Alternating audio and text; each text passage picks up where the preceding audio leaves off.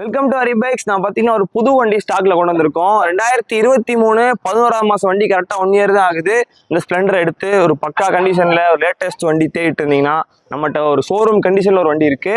இது பார்த்தீங்கன்னா 2023 single owner Madurai வண்டி. கிலோமீட்டர் பார்த்தீங்கன்னா முக்கியமாக 3250 தான் ஓடி இருக்கு.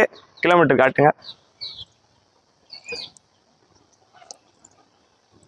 வெறும் 3250 கிலோமீட்டர் தான் ஓடி இருக்கு. மெயின் இன்ஜின் எல்லாமே வந்து ஷோரூம் கண்டிஷன்ல இருந்துச்சுன்னா எப்படி இருக்குமோ அதே கண்டிஷன்ல இருக்கு.